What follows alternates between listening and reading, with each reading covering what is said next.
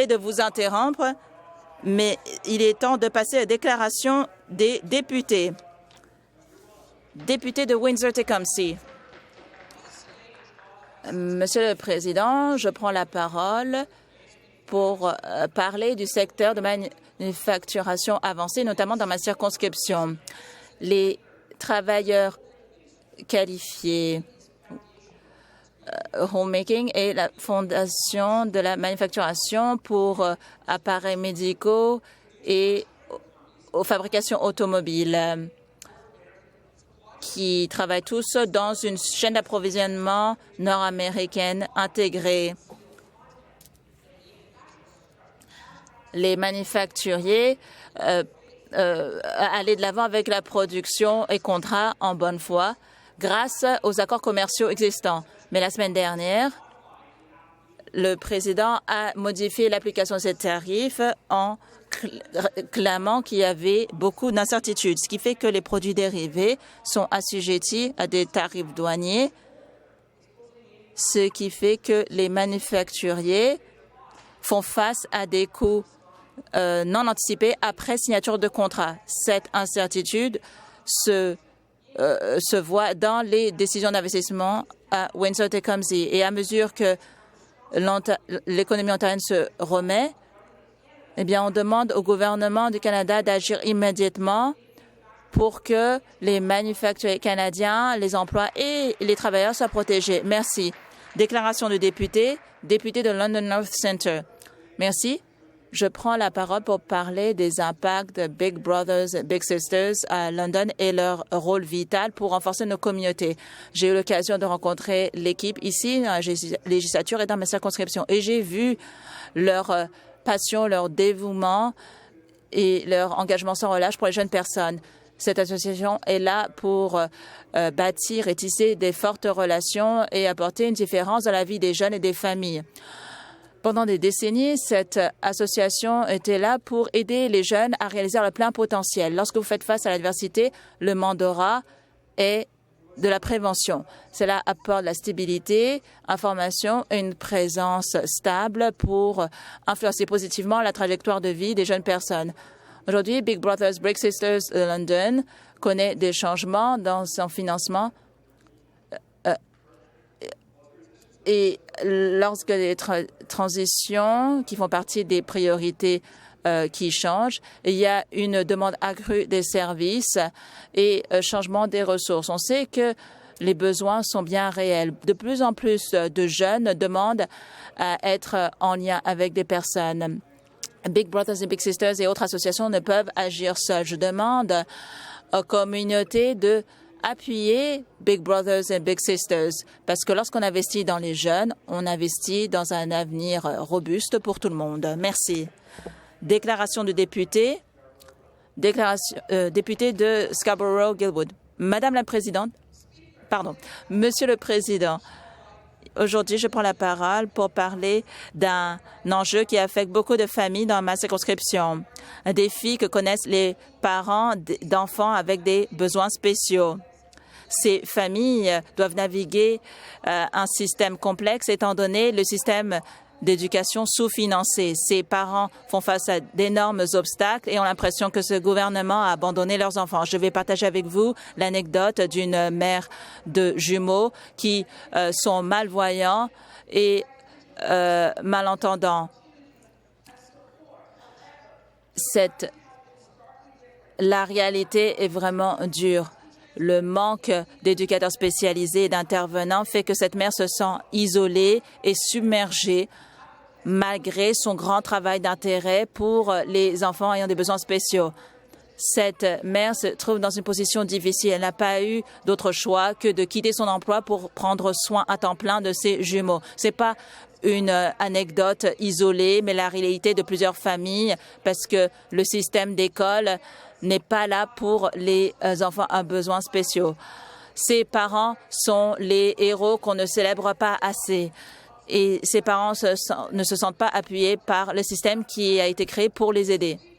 Monsieur le Président, les familles ont du mal parce qu'il y a micro coupé. Prochaine intervention.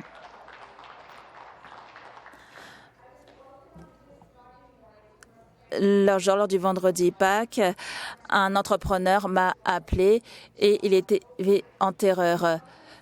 Son restaurant a été ciblé par des balles parce qu'elle est juive. Il y a une hausse des crimes haineux durant les récentes années qui a un impact disproportionné sur la population ontarienne juive. Les crimes haineux en Ontario ont augmenté à des taux alarmants récemment et ciblent les communautés en fonction de leur race, religion, orientation sexuelle et identité. Ces actes font du mal aux individus, mais également notre société. C'est pourquoi je vais déposer un projet de loi d'intérêt public pour demander au gouvernement d'établir une équipe de prosécution spéciale pour donner des conseils aux polices, améliorer la coordination et travailler avec des experts en crimes haineux. On ne peut pas accepter la réalité lorsque les gens sont harcelés ou intimidés à cause de leur religion, culture ou couleur de peau. Nous devons collaborer ensemble et maintenir les valeurs d'inclusion et de sécurité qui définissent notre province. J'exhorte tous les membres à appuyer cette motion lorsqu'elle sera débattue jeudi. Déclaration du député de Ottawa Centre. Pouvez-vous arrêter le chronomètre, s'il vous plaît? Merci. Un foyer sur 4 à Ottawa ne peut pas se permettre de se nourrir et ce chiffre a doublé depuis 2019. On a une urgence d'insécurité alimentaire ainsi qu'une crise de logement. Lorsque le loyer prend une énorme part, eh bien, il n'y a plus assez d'argent pour la nourriture. Une mère a été expulsée de son logement parce qu'elle a décidé de nourrir son enfant au lieu de payer de loyer. La recherche est accablante. Les gens qui ont un logement doivent utiliser les banques alimentaires. Le logement abordable n'est pas seulement une solution, mais également une solution pour la sécurité alimentaire. À Ottawa, quelqu'un qui a un salaire minimal, il lui reste 120 $ pour le reste du mois après avoir payé les coûts fixes mensuels. La famine n'est pas inévitable, il s'agit d'un choix de politique et présentement, ce gouvernement prend les mauvaises décisions. Réduire les budgets pour les programmes de financement, laisser les loyers augmenter et les gens doivent choisir entre un toit au-dessus de leur tête et une nourriture. Aucune banque alimentaire ne devrait représenter un filet de sécurité sociale. Ce que Ottawa et Ontario ont besoin, ce sont des logements abordables immédiatement. Merci. Déclaration de député de Whitby. Merci.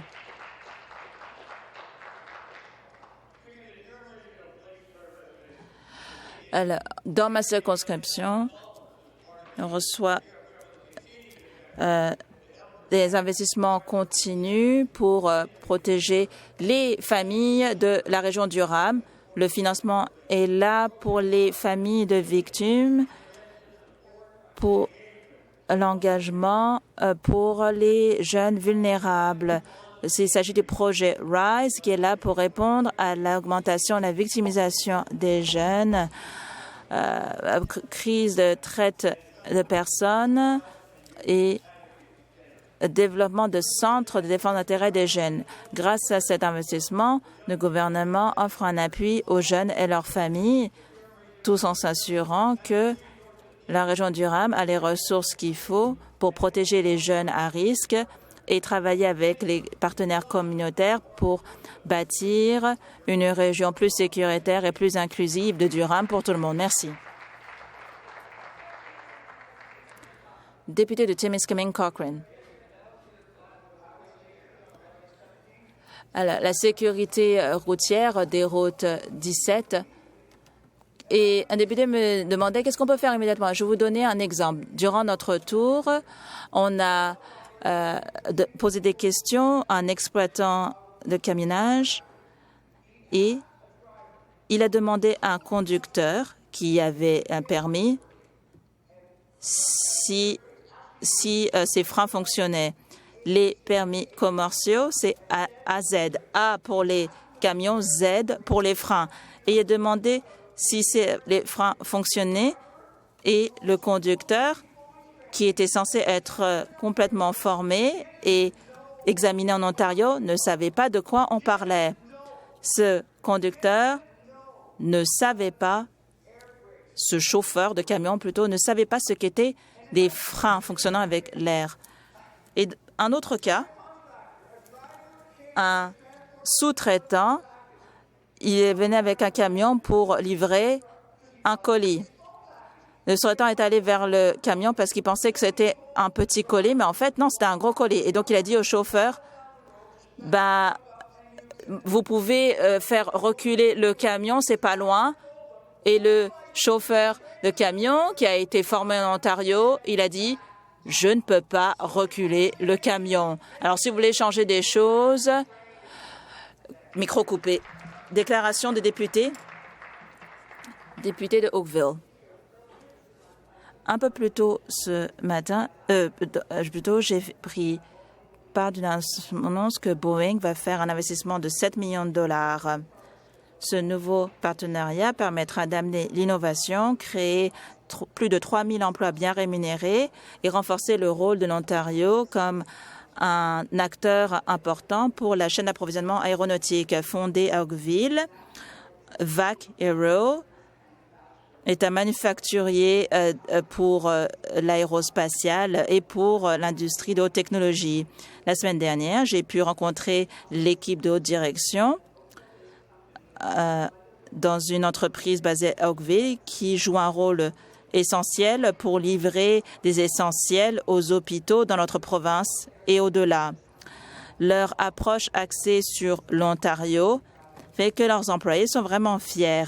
Voilà des exemples des entreprises innovantes qui sont basées à Oakville-Burlington et qui sont là pour aider l'Ontario à se positionner comme un leader dans la manufacturation avancée.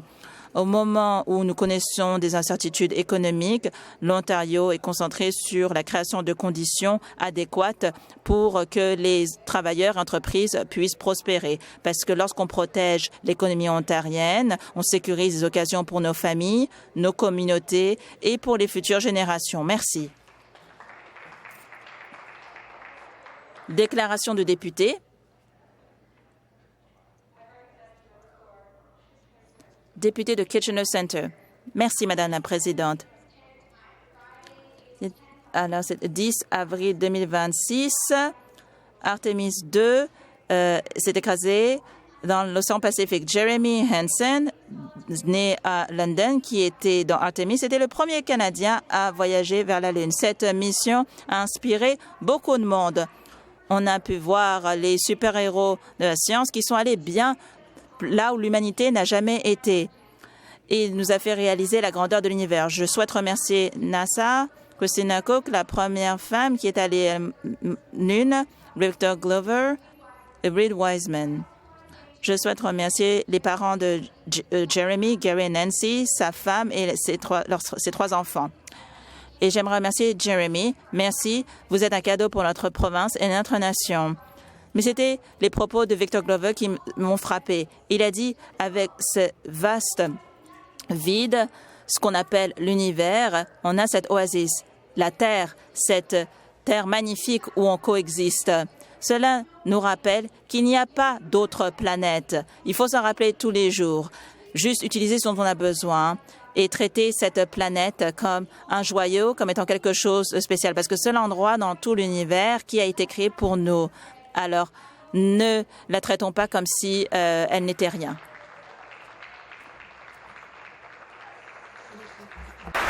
Member statements. I recognize the member from Markham Thornhill. Député de Markham Thornhill. Merci.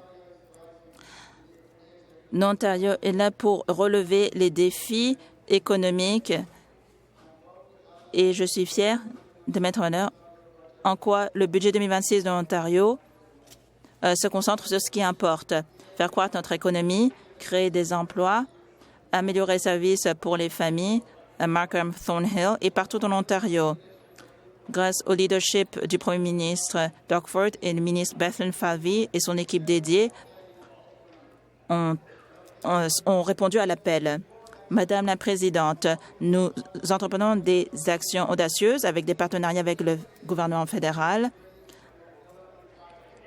avec la réduction des redevances d'aménagement de 8,8 milliards de dollars. Ces redevances d'aménagement peuvent être réduites jusqu'à 50% pour réduire le prix des nouvelles maisons. Et c'est vraiment le bon moment d'acheter une nouvelle maison. Voilà une mesure transformatrice. Merci au ministre du Logement et des Affaires municipales pour son leadership. Et il a également diminué le taux pour l'impôt sur le revenu ainsi que pour l'impôt sur les sociétés. Merci au ministre associé pour les petites entreprises pour son leadership. Merci au gouvernement pour avoir apporté l'espoir et l'optimisme pour les gens de l'Ontario. Merci.